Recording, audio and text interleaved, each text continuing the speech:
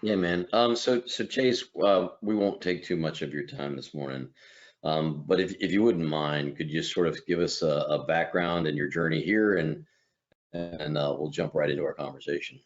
Sure. So I'm retired Navy. Did my time doing support stuff out of Fort Meade and other NSA field sites and that type of thing. After that, I got medically retired in 2012. Basically, bounced around, did a bunch of contracting work for the DoD as well, and then worked for a company in Dallas called Armor, built their threat intelligence capability, and then after that, transitioned over towards Forrester. So luckily been very exposed to lots of different cyber and information assurance stuff, and have been fortunate enough that I worked in corporate slash government slash contracting, at a pretty fast pace.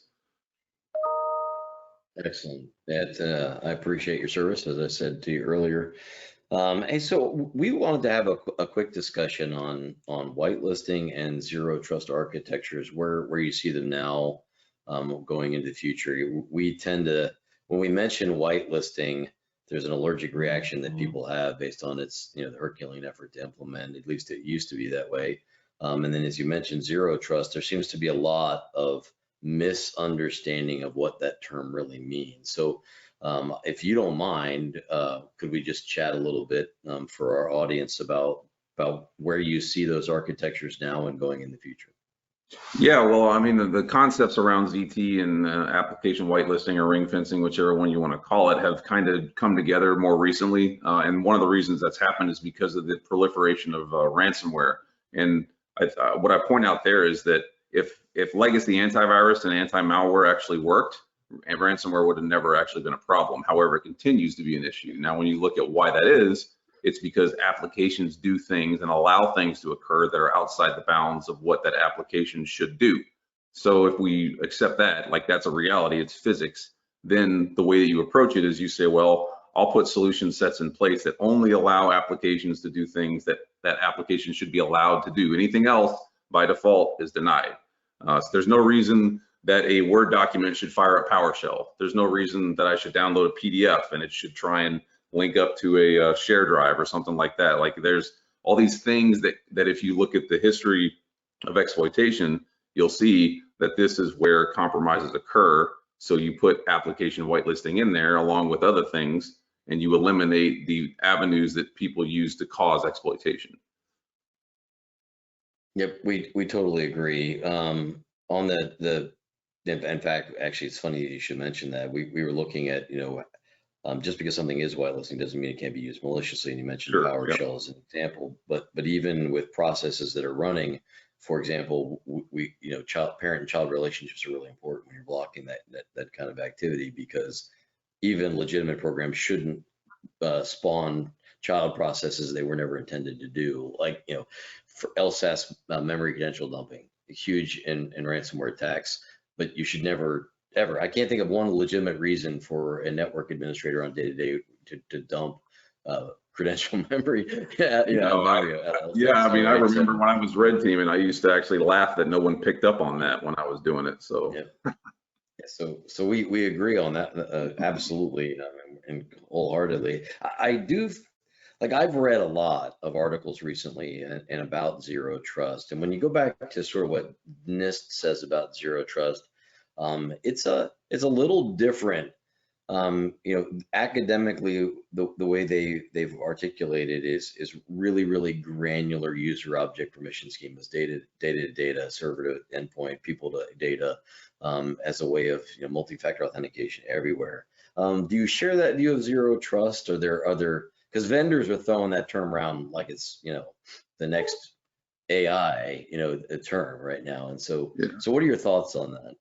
Well, so I think the NIST 800-207 document is a great first step into the sand of what this is eventually going to look like. And I remind folks all the time during workshops that 853 and 171 took 9 years to be finalized. So 207 is just like one of the first, it literally was published like 6 months ago. So we have a long time before it's finished. But I agree with the concept that ZT revolves around the identity and the user. And if you look at the avenues of compromise where they occur outside of the infrastructure, it's going to be via user accounts and those type of things. So I think that it makes sense from their perspective academically to talk about the user identity and whatnot. And that from the strategy side is where honestly I've been trying to get people's heads to wrap around. But there are other things that are part of that whole apparatus. It's not just enough to say, if I have a bulletproof identity, I'm ZT. Like, there are other things that must be part of that, including things like stuff on the endpoint, stuff in the infrastructure, mobile device security. It's a much bigger thing than what they've gotten to, but it's a good first step. It'll be a lot of revisions before this thing becomes, in Dominus Patria Fili adopted government strategy.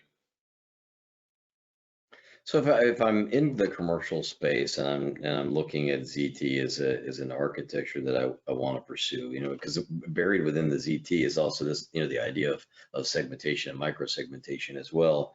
Is there anybody doing it well? I mean, are there any either a product or a solution or a service that's out there? Is anybody actually sort of helping get it right?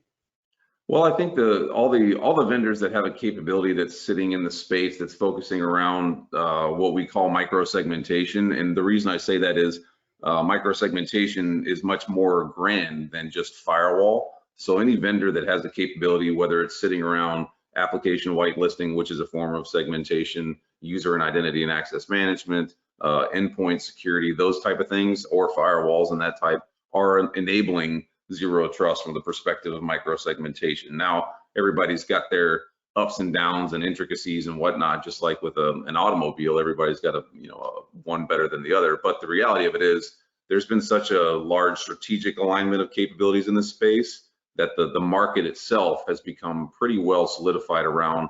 That's one of the stanchions that holds this whole thing up, is that micro segmentation approach. Mm-hmm. So well, I mean, what's the best first step? If I'm a CISO and I'm coming in and I'm trying to take my maturity model to the next level and I want to implement, what do you recommend is the first few steps I take? Well, so that's where we published a paper. It took us about a year to write on a practical guide to zero trust. And there is a maturity curve to ZT. And what you find is that an organization that was heavily compliant, whether it's PCI, HIPAA, HITRUST, those type of things, is going to be further along the maturity curve because they've already solved a lot of the problems that are kind of basic around identity and access management, users, privileges, those type of things. So depending on what the CISO's prior position was, they might be pretty far up on the curve towards the upper right, or if they're kind of newish to cyber, which a lot of organizations are nowadays, especially post-COVID, they might need to solve for something as simple as account and access management and MFA everywhere. Yeah, it's funny because I was just about to ask that same question. So I worked with the municipality a while back, and they had implemented a zero trust solution from one of the big vendors. I won't name them because I don't have authorization to talk about them, but they did not have MFA everywhere. So it really didn't matter in the end of, when you're doing, pen testing and advanced adversary emulation, because if you don't have, if you don't have the user object permission schema and MFA everywhere, having it, on your major network connectivity and in your data center doesn't really help you all that much because it just is an easy crosswalk. You agree? Yeah, well, and interestingly enough, I've got a study that I'm working into research that was around, if you remember a few years ago when you used to go to the gas station and zip your credit card and you just zipped your card and got your gas and left. Well, fraud was through the roof. And they basically said from when debit cards became a thing, we're going to make you either put in a 4-digit PIN or you're going to put in your zip code to validate that card. That's a form of MFA, right? That's a form of multi-factor auth. When they did that, in I think the study said in 30 days, they saw a 97% reduction in fraud at gas pumps. So like anyone that argues about MFA, it's like, well, would you take a 97% reduction in compromise? Absolutely. Well, I've heard the argument. I guess there's two arguments against. One is that it's an impediment to my team that's out there in the field, and Which is ludicrous. and I always laugh. It is ludicrous. It's a joke. You have to use MFA for your bank account, for crying out loud. Like, so for Fortnite, my daughter uses it for Fortnite. Exactly. And then I find those objections silly in nearly 2021. But the other one though is just architecturally they have legacy, and there's not a good numeration of the network and the systems. And even if there are, some are truly legacy, and there's not an ability to sort of segment those types of architectures that other systems talk to. What do you tell somebody in that situation? Well, so I've done a lot of workshops with government organizations, and I mean, some of their stuff, seriously, some of it still runs on punch cards, which is another issue. But when you look at that, there's no way to put MFA on a punch card, system. However, what we talk to them about is isolating down ingress and egress so that they make sure that they see everything that enters and leaves and have really good analytics that are sitting there looking at what is anomalous. And if you see an anomaly, you must be able to act on it. And that honestly, I think, is where a lot of the analytics in this space have kind of done a disservice to us, where they send us lots of information, lots of telemetry, lots of data. However, if I can't act on that information, then it's effectively causing a problem, not helping me fix one. Yeah, signal to noise ratio is a huge problem. We keep talking about analyst fatigue for a reason. So there's a lot of hype around this as the next big thing. Now, don't get me wrong, I'm not knocking it. I think this is, I'm a big believer in granular access permissions, MFA, and macro segmentation. But as I said, I always am leery of panaceas. So what are your cautionary tales as you look at this and the way it's being hyped? What are the pitfalls that folks need to know about? Well, one of the biggest things that I tell people is any vendor that's going to try and sell you a security solution, especially one that's aligned with a strategy like Zero Trust, I ask them flat out, well, how are you enabling Zero Trust in your company? And if they can't answer that question very clearly with a delineation on how they're achieving it, why would I buy that from them? I mean, if I'm going to buy a truck, they better know how to drive, right? And then the other thing is that anyone that sells a solution set along these lines should also be talking about how this is going to take time. There is no easy button. You don't turn this on and deploy it. There's no magic ZT dust that you just sprinkle on servers and it works.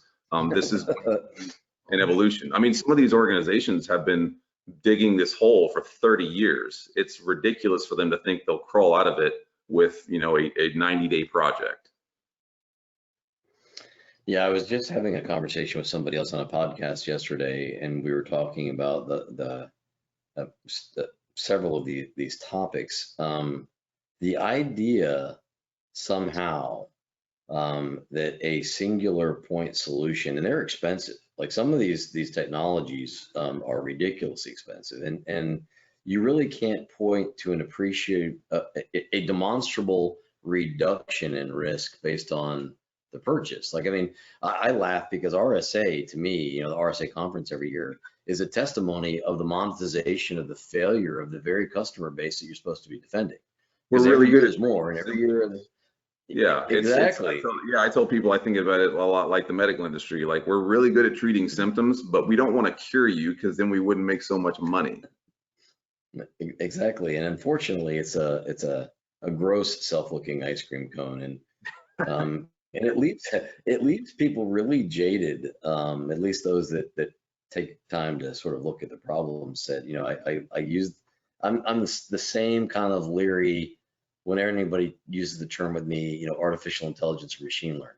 Like if You kind it of only get a takes little a bit data of gag scientist reflex, like it makes you a yeah, little, yeah. it only takes a data scientist about 10 seconds to sort of rip a marketing document to pieces. So you get the folks that throw that stuff around gets abused. The problem is it does get abused, and I'm worried about that with Zero Trust, right? Mm-hmm. Because we're ZT, and that's truly not the case. So that was the basis of the question. I mean, Well, I mean, I think too that I get lots of like notes from people on LinkedIn and Twitter that'll say this is buzzword, buzzword, buzzword. And I'm like, okay, well, buzzword is not necessarily bad because that means people are talking about it. However, what's most important is that the organizations that are doing this are actually getting the value out of it. And the fact that it is as big and as global as it is right now, like I had a call yesterday with people from Australia that are doing ZT. Means it's a good thing. And I also tell people all the time, just from my own perspective, I don't care whether or not you call something zero trust. For me, it's about the strategy and aligning technology to it. You can call it whatever you want. Zero trust just happens to be the accepted industry terminology. Right, that's a good point. If someone wanted to sort of engage with you or Forrester, or wanted to have more body of knowledge of practical implementation, not so much the academic, but more like how do I sink my teeth into this? How would they go about, engaging with you or whatever entity you would recommend? Yeah, well, one way they can do that is just, reach out to me online, send you JC on Twitter and whatnot, but Forrester.com, we have a lot of really good information on this, and we have a decade worth of research. And to be perfectly frank, like for the first 6 years of Forrester's stuff around ZT, it was all theory and concept, but since 2016-ish, it's been very focused on application and implementation. So we have referenceable use cases, we have practical guides, like a lot of the things that people would ask about, we've made them available. And we did that because the market was saying, we get the concept, we get the theory, tell us how. And we do those now. As a matter of fact, recently we started doing demonstration videos of products in the market to show folks, like, if you use this, this is what you should expect. Does the complexity, I know the answer to this, I'm asking you a leading question. Does the complexity of a hybrid architecture, meaning I have on-prem and I have cloud, and when I say cloud, that could be anything from O365 to actual architecture. Zero trust in that environment, easier, harder, the same? Well, it's more intricate, and it's, there are lots of different things that happen between different cloud environments, but any enterprise of any size is going to be some sort of hybridized Frankenstein, monstrosity, especially now with all of us moving remote and that type of thing. But it's not necessarily that it's more difficult. It just requires more careful planning and strategic thinking, really. And I mean, doing a bunch of work with the folks at Microsoft on O365 for their own systems. I mean, you can imagine how big and complex that cloud is. And they started out with just lots and lots of burn down lists. And it seemed kind of funny to me when I saw the list walking in on the whiteboard, but it works. It was a grounded strategy that they used, and they said, we're going to do this and this and this and this, and they just kept trucking through it.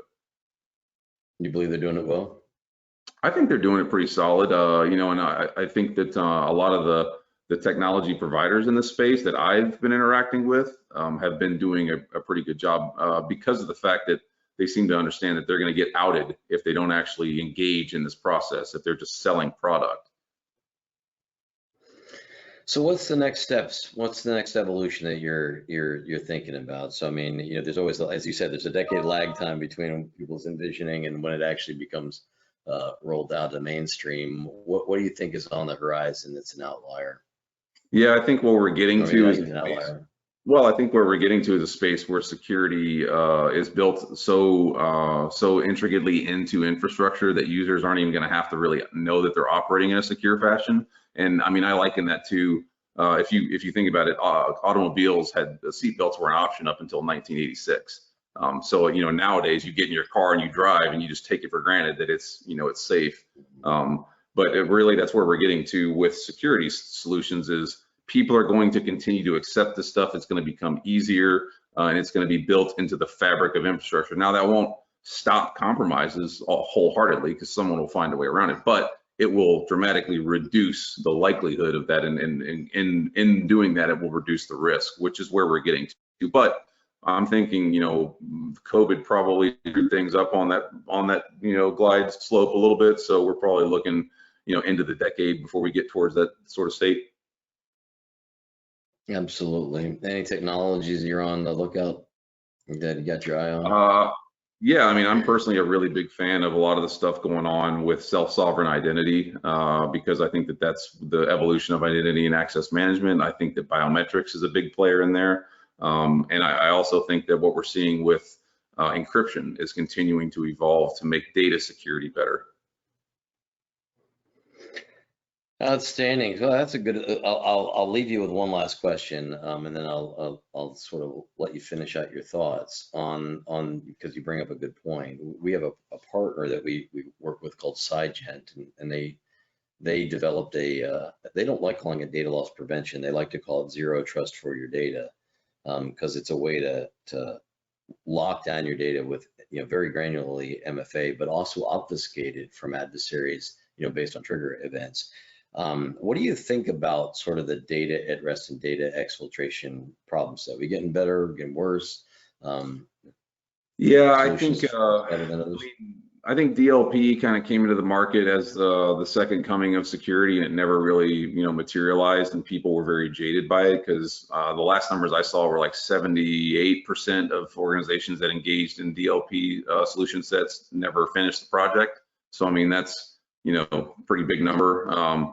But data security is actually what I think all of security is about. At the end of the day, you go after enterprises so that you can get access to data so that you can do things with it. And yeah, there are other ways of getting it, and maybe it's part of a bigger project or whatever, but the Alamo is data security. So if we can't secure data, we've kind of not helped security overall.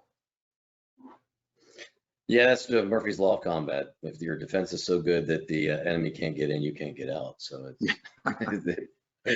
it's the old double-edged sword. I guess it's true. I mentioned it because our partner, they kind of looked at it sideways, differently than a traditional sort of encryption of data at rest.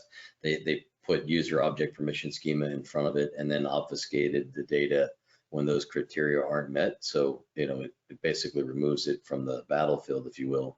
They've had a lot of success in that, but they're looking at the problem set from a ZT kind of perspective. And so anyway, I thought it was interesting. But so other thoughts you may have? I really, really appreciate your time, by the way. And I know that the folks listening to this are going to really, really appreciate it. It's great talking with you. I mean, I think, the biggest thing that I really get out of the last 6 months is that for the longest time, people kind of were about hemming and hawing about this, post-perimeter world and whatever else. And, I always try and find a silver lining in any, gross cloud. And this whole COVID thing has pushed us into a place where the perimeter-based security model is no longer enforceable. Like, we just can't live that way. So if that's the case, everyone has an opportunity to realign, and the realignment that needs to happen is around this concept of ZT. And it's the difference between an organization that understands the benefit of strategy and one that just is continuing to solve a problem with a technology that's going to need to come back and fix it anyway. So, take the time, align, figure out how this works for you, and then make it happen. Yeah, well, essentially, we've eliminated. There is no perimeter, and I don't mean that like in physical and logically, but at the end of the day, we've literally just said everything is dirty, and so now you have no choice but to get to that level, because it's just and we should. If you're not thinking that way, you should be. It's everything is compromised until proven otherwise. That's right. Hey Chase, I really, really appreciate your conversation. I'd love to have more. If you're finding something that you really want to communicate to a broader audience, we're trying to pump these podcasts out more frequently, and we're truly trying to make them sort of a useful knowledge base for our customers and their customers, and so we would like to keep it not based on technologies specific stuff or products, but the solutions themselves. So if you have things that you're working on that you think, hey man, I'd really like to pump this out to a wider audience, we'd love to help you in that endeavor. Oh yeah, well, we could always talk about election security and deep fakes and influence of tactics and all that. I literally wrote the book on it. So. Outstanding. Well, hey, if you're interested, I'll schedule another podcast like this in a couple weeks, and we can talk about it. Yeah, sure. I think it's going to be really, really important to get our hands around all three of those. Yeah, it's good. The time is coming. Yeah, well, too soon. Hey man, I really, really appreciate your time, and I look forward to having these chats again. Please feel free to reach out anytime, brother. Yeah, man, good running into you. So. Yeah, it's good to see you again. Take care, bro. All right. Thank you very much. Have a good one. You too.